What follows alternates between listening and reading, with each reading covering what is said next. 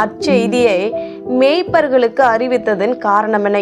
ஏன் உலகத்துல அந்த நாட்டுல எவ்வளோ பேர் இருக்கலாம் இல்லையா? அந்த இடத்துல எவ்வளோ ஜனங்கள் இருக்கலாம், வசதி படைத்தவர்கள் இருக்கலாம், இஸ்ரவேல் ஜனங்கள் இருக்கலாம், கர்த்தருக்கு பிரியமாய் வாழுகிற எவ்வளவோ தீர்க்க தரிசிகள் இருக்கலாம், பரிசுத்தவான்கள் இருக்கலாம். அவர்களுக்கெல்லாம் தீர்க்க தரிசனமாக சொல்வதை விட்டு மேய்ப்பர்களை தேர்ந்தெடுத்தார் என்றால் அதுக்கு ஒரு காரணம் இருக்கும் இல்லையா?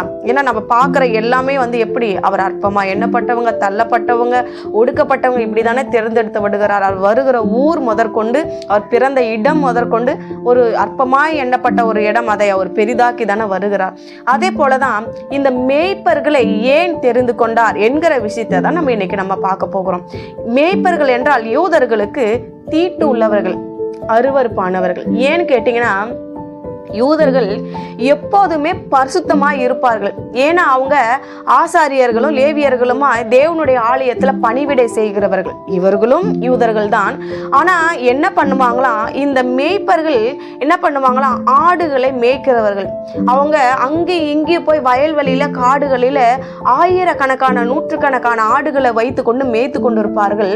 அந்த இடத்துல ஒரு ஆடு சினையாக இருக்கும், குட்டி போடும்.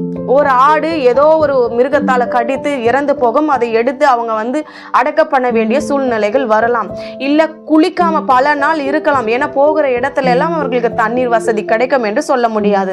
இப்படி அவங்க ஆட்டோட ஆட அழுக்காக அந்த ஆடுகளை தூக்கி அதுங்களுக்கு அது இது வேலை செய்து வியர்த்து அவங்க அழுக்காக இருப்பார்கள். பல நாட்கள் குளிக்காம இருப்பார்கள்.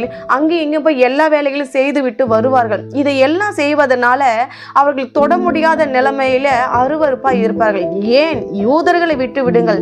எகிப்திலே அந்த பார்வோன் அந்த ஜனங்கள் எல்லாரும் நீங்க பார்க்கும் பொழுது யோசேப்பு அந்த இடத்துல வாழ்ந்தான் இல்லையா? எகிப்திலே தானியம் உண்டென்று யாக்கோபின் புத்திரர் எல்லாரும் சேர்ந்து என்ன பண்றாங்க, எகிப்துக்கு அனுப்பப்படுறாங்க. ஆனா அங்க போகும்பொழுது யோசேப்பு தன்னுடைய சகோதரர் என்று அறிந்து கொள்ளுகிறான். அவர்கள் எல்லாரையுமே தன்னிடத்துக்கு எகிப்துக்கு வர வைக்கிறான். இங்கே வந்துருங்க, என் கூட இருந்துருங்கன்னு சொல்லி. ஆனா வந்த உடனே அவங்க கிட்ட அந்த யோசேப்பு சொல்றான், நீங்க ஆதியாகமம் 46ஆம் அதிகாரம் 34வது வசனத்துல நீங்க வேதத்துல எடுத்து படித்து பாருங்க. அவங்க சகோதரர்கிட்ட யோசேப்பு சொல்லுவான், நீங்க எகிப்துக்கிட்டையும் ஜனங்க கிட்டையும் பார்வேன்கிட்டையும் சொல்லணும், உங்களுடைய தொழில் என்ன, நீங்க என்ன வேலை செய்றீங்கன்னு கேட்டா நாங்க மேய்ப்பர்கள்னு சொல்லுங்க, பயப்படாதீங்க. ஏன்னா மேய்ப்பர்கள் என்றால் இந்த எகிப்தியருக்கும் சரி பார்வோனுக்கும் சரி அருவருப்பானவர்கள். அதனால பரவாயில்ல, நான் இங்க அதிபதியா இருக்கிறது நிமித்தம் நீங்க மேய்ப்பர்கள்னு சொன்னாலும் பிரச்சனை கிடையாது. காரணம் நான் இங்க முக்கியம், அதனால நீங்க இங்க வர்றதுனால அவங்க ஏற்றுக்கொள்வாங்க, உங்களை வெறுக்க மாட்டாங்கன்னு சொல்லி இருப்பான். அது